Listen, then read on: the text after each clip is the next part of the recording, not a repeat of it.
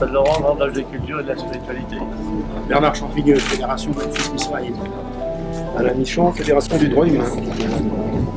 Pascal Bergeau, Grande Loge traditionnelle et symbolique Opéra.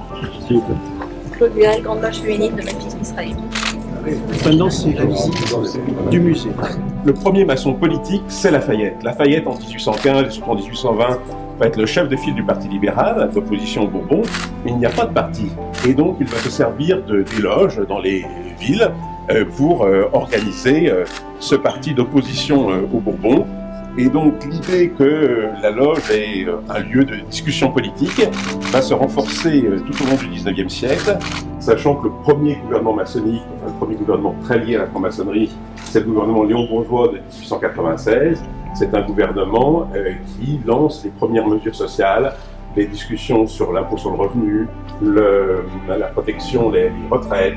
La maçonnerie féminine qui existait au XVIIIe siècle a disparu après l'Empire, et donc à la fin du XIXe siècle, les maçons se sont reposé la question des femmes en loge. Alors il y a eu des pionnières comme Louise Michel, et puis les ennemis de la République arrivent au pouvoir en 1940. Le gouvernement de Vichy n'est pas uniquement un gouvernement d'armistice, c'est une collaboration, c'est un gouvernement d'extrême droite, et donc les mesures contre la franc-maçonnerie vont être prises avant même les mesures antisémites. Les maçons vont vraiment être harcelés, plus de 500 vont mourir pendant l'occupation. Il y aura même des loges dans les camps de concentration, et c'est 4 années noires pour la franc-maçonnerie qui vont en partie la briser. Et puis on aime aussi, à part le côté politique, à mettre en valeur les relations entre les arts et la franc-maçonnerie. Alors on connaît l'exemple de Goethe, de Mozart, et Hugo Pratt qui a été un maçon très très actif et qui a fait un album entièrement maçonnique qui est Fables de Venise, et qui sinon a mis un malin plaisir à semer les allusions maçonniques dans ses albums comme les Helvetica ou d'autres. Et ici c'est une planche originale de Wheeling. Quelques mois avant sa mort, il a rédigé 3 pages qui sont une grande scène maçonnique dans Wheeling, et dont nous avons le dessin original, et là vous avez son tablier maçonnique. Vous êtes le premier président de la République en exercice à honorer la maçonnerie en général et le Grand Orient de France en particulier par votre présence ici, nous qui inaugurons les commémorations du tricentenaire de la maçonnerie.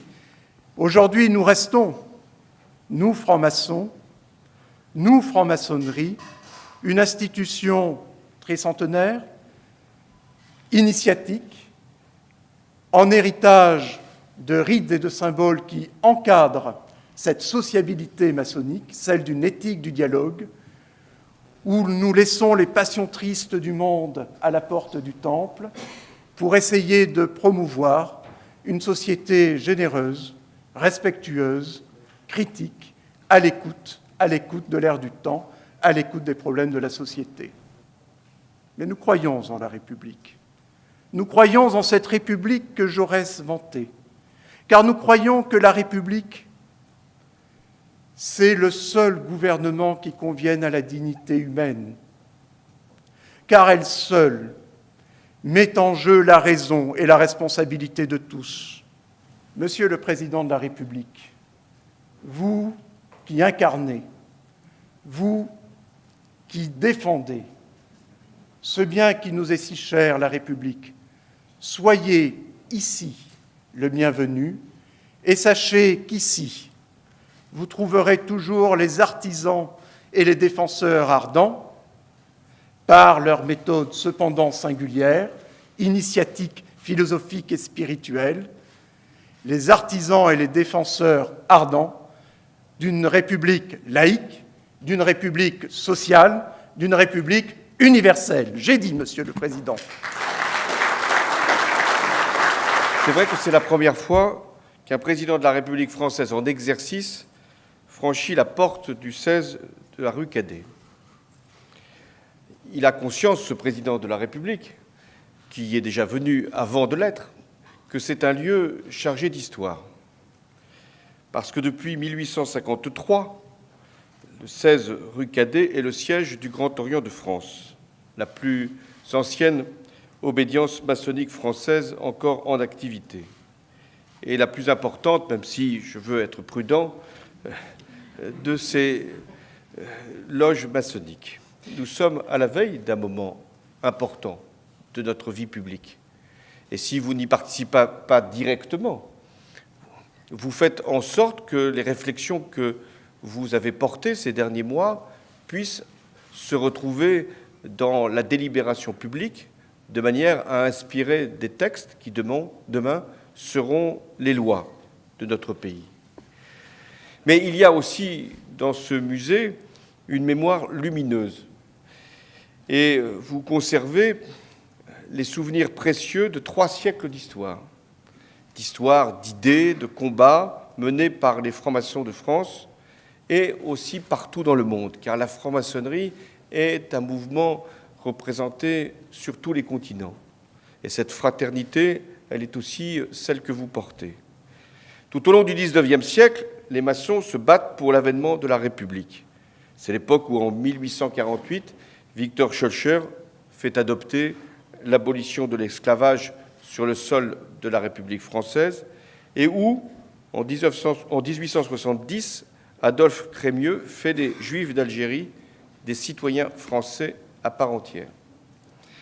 La plupart des lois de liberté adoptées entre 1870 et 1914 ont été réfléchies et travaillées dans les loges.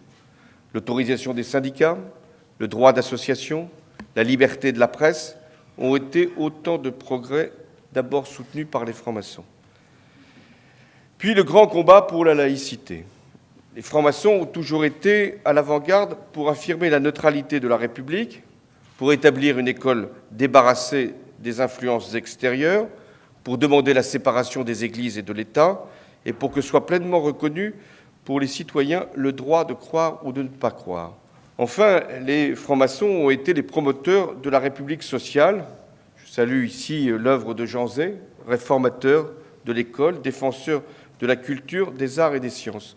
Je retrouvais dans le musée une coupure de presse le matin qui, en même temps qu'il annonçait des répressions sur les francs-maçons, signalait également l'arrestation de Jean Zay, juif. Vous êtes les défenseurs ardents de la laïcité, justement pour toutes ces raisons, de sa lettre, de son esprit, et vous refusez de voir cette laïcité détournée par celles et ceux qui s'en servent uniquement pour stigmatiser une religion, mais qui s'empressent de l'oublier lorsqu'il faut défendre la neutralité de l'État et de son école. Mesdames, Messieurs, la franc-maçonnerie ne repose pas sur un dogme fermé, mais sur une vision ouverte. Elle est une méthode avant d'être une finalité. La République, vous avez fait en sorte qu'elle puisse être ce qu'elle est aujourd'hui. Et c'est le sens de ma présence, qui est simplement une démarche de reconnaissance pour ce qui a été apporté, génération après génération. Pas seulement par vous, mais aussi par vous. La République, elle croit au progrès. On dit que souvent le mal se fait non pas simplement par ceux qui le commettent, mais par ceux qui se taisent devant des actes qui peuvent avoir cette conséquence. Alors oui, chacun a à prendre sa responsabilité. Mais je sais ce que vous aussi, vous aurez à faire.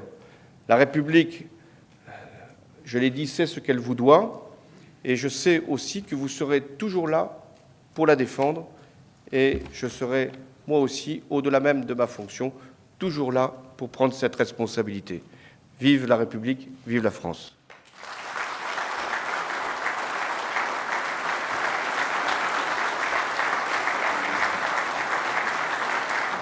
Alors, en souvenir de la visite du président de la République française, on attend que d'autres franchissent aussi la porte de la rue Cadet ou d'autres obédiences.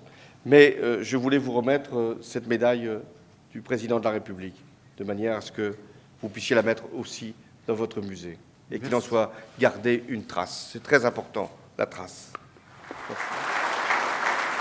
Merci.